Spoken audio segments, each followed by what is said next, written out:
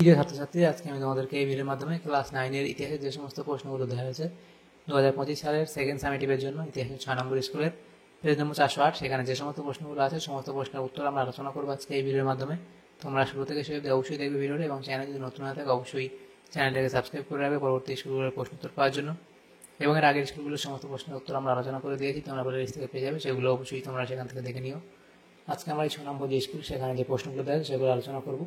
তো 8টা প্রশ্ন এখানে দেওয়া আছে। 8 নম্বর একের দাগে বলা আছে কি সঠিক উত্তরটি নির্বাচন করা। একের দাগে একের প্রশ্ন, শক্তি সাম্য নীতির দ্বারা ইউরোপে কোন দেশের চতুর্দিকে বেষ্টনী গড়ে তোলা হয়?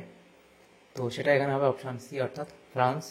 এরপরে যেটা আছে সেটা হলো হেটাইয়া ফিলিকে যে দেশের স্বাধীনতা সংগ্রামের সঙ্গে যুক্ত সেটি হলো গ্রিস, অপশান এ। এরপরে আছে শিল্প বিপ্লবের ফলে উদ্ভূত নতুন দুটি শ্রেণী হলো, সেটা হবে মালিক ও শ্রমিক, অপশান ডি। এরপরে আছে স্পিনিং যিনি আবিষ্কার করেন সেটা হবে হারগ্রিভস, অপশান বি। তারপরে আছে দ্বন্দ্বমূলক বাস্তুবাদ এর প্রবক্তা ছিলেন, তো সেটা এখানে হবে অপশান সি, অর্থাৎ কার্ল মার্কস। এরপরে আছে রুশ ভাষায় নারদ শব্দের অর্থ, সেটা হলো জনসাধারণ। এরপরের প্রশ্ন, মেইন ক্যাম্প গ্রন্থটি রচনা করেন, সেটা হবে অপশান ডি, অর্থাৎ হিটলার। এরপরে যেটা আছে প্রশ্ন 8-এর দাগে, সেটা বলা আছে স্পেনে একনায়কতন্ত্র প্রতিষ্ঠা করেন, সেটা হবে জেনারেল ফ্রাঙ্কো, অপশান সি। তাহলে এখানে এমসিকিউ টাইপ যে প্রশ্নগুলো ছিল সেগুলো হলো। এরপরের প্রশ্নগুলো 2-এর দাগে বলা আছে পূর্ণ বাক্য উত্তর দাও। 2-এর দাগে একের প্রশ্ন বলা আছে রাজা রামমোহন রায় সম্পাদিত কোন পত্রিকায় ফ্রান্সের জুলাই বিপ্লবকে সমর্থন করা হয়? সেটা হবে সংবাদ কৌমুদী পত্রিকায়। তাহলে এখানে কি হবে সেটা লিখবে সংবাদ কৌমুদী পত্রিকায়। এরপরে যেটা প্রশ্ন আছে ইউটোপিয়া গ্রন্থটি কার লেখা? তাহলে সেটা হবে কি টমাস মোর, সেটা হবে টমাস মোর। এরপরে যেটা আছে কোন পত্রিকায় লেনিনের বিখ্যাত এপ্রিল থিসিস প্রথম প্রকাশিত হয়? সেটা হবে প্রাবধা পত্রিকায়, প্রাবধা পত্রিকায়। এটা হলো। এরপরে প্রশ্নগুলো দেখো 3-এর দাগে সত্য মিথ্যা নির্ণয় করো। তো 3-এর দাগের প্রথম প্রশ্ন, 1815 থেকে 1848 খ্রিস্টাব্দ পর্যন্ত সময়কাল মেটারনিখের যুগ নামে পরিচিত, এটা ঠিক বলা হয়েছে। এরপরে প্রশ্ন, শিল্প বিপ্লবের সময় ফ্রান্স বিশ্বের কারখানায় পরিণত হয়, এটা ভুল বলা হয়েছে। এরপরে জার পিটার দ্য গ্রেটকে আধুনিক রাশিয়ার জনক বলা হয়, এটাও ঠিক বলা হয়েছে। এরপরে 4-এর দাগের প্রশ্ন, সেখানে বলা আছে নিম্নলিখিত বিবৃতিগুলির সঙ্গে সঠিক ব্যাখ্যাটি নির্বাচন করো। তাহলে সঠিক ব্যাখ্যা কোনটা সেটা আমাদের নির্বাচন করতে হবে এই বিবৃতির সঙ্গে। তো 4-এর দাগের 1-এর যে বিবৃতি সেটা বলা হয়েছে মেটারনিখ কার্লসবাড ডিক্রি জারি করেছিলেন, তো এখানে তোমাদের ব্যাখ্যা 2, এটা সঠিক হবে জার্মানির জাতীয়তাবাদী আন্দোলনকে দমন করার জন্য। এরপরে বিবৃতি 2-এ বলা হয়েছে কি লেনিন 1921 খ্রিস্টাব্দে নতুন অর্থনৈতিক নীতি ঘোষণা করেন, তো সেটা তোমাদের এখানে সঠিক যেটা ব্যাখ্যা হবে সেটা হচ্ছে ব্যাখ্যা 2, দেশের ভেঙে পড়া অর্থনীতিকে শক্তিশালী করে তোলার জন্য।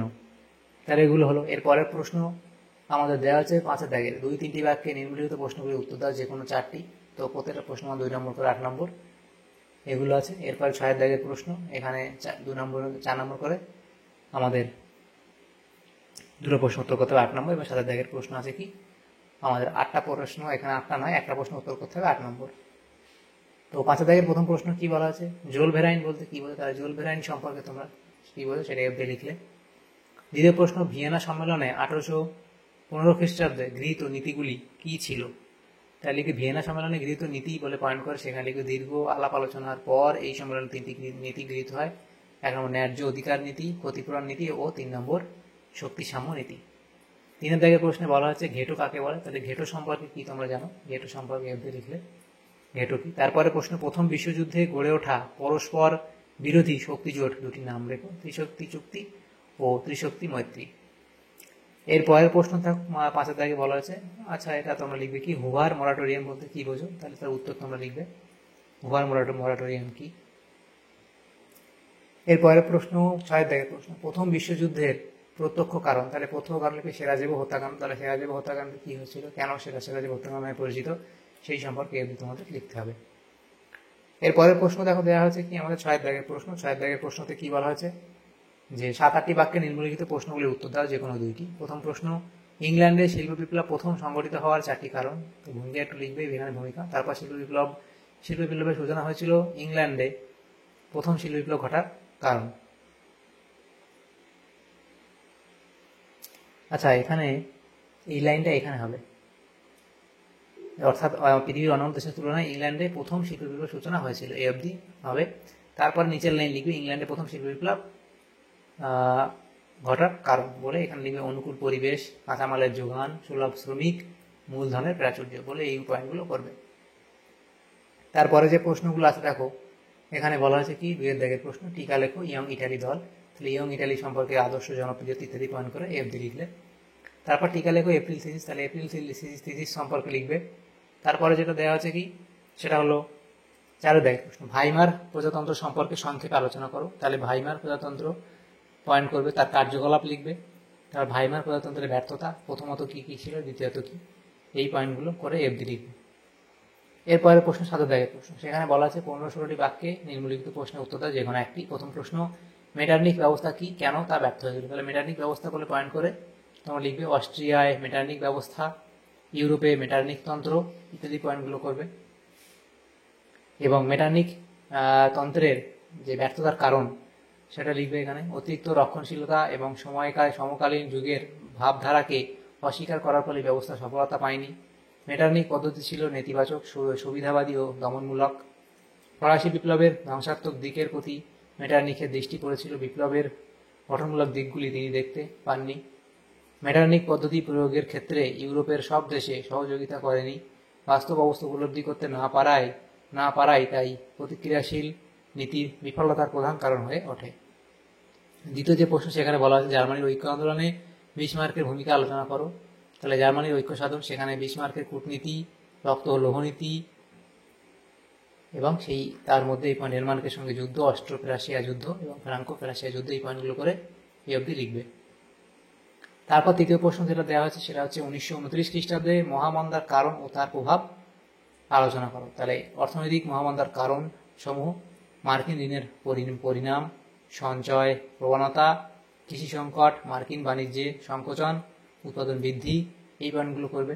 এবং এখানে ফলাফল লিখবে অর্থনৈতিক মহামন্দার প্রভাব, শেয়ারে বিনিয়োগকারীদের বিপর্যয়, ব্যাংকিং ব্যবস্থার বিপর্যয়, তারপরে আমানতকারীদের বিপর্যয়, শিল্প প্রতিষ্ঠানগুলির বিপর্যয়, এই পয়েন্টগুলো করে এফডি লিখবে। তাহলে দেখো আমাদের এখানে যে প্রশ্নগুলো ছিল, আমাদের 6 নম্বর স্কুলে ক্লাস 9-এর ইতিহাসের যে প্রশ্নগুলো ছিল, সমস্ত প্রশ্ন উত্তর আলোচনা করলাম আমরা, যে দ্বিতীয় পর্যায়ের মূল্যায়নের জন্য 6 নম্বর স্কুলে ইতিহাসের সমস্ত প্রশ্নের উত্তর আমরা আলোচনা করলাম আজকে এই ভিডিওর মাধ্যমে। তোমাদের যদি সামান্যতম উপকার এসে থাকে ভিডিওটা অবশ্যই লাইক করবে, আর বেশি বেশি করে বন্ধুদের সাথে শেয়ার করবে। এবং পরবর্তী যে স্কুলগুলো আছে সেই স্কুলগুলোর প্রশ্ন উত্তর পাওয়ার জন্য অবশ্যই তোমরা আমাদের চ্যানেলটাকে সাবস্ক্রাইব করে রাখবে। Thank you, thanks for watching.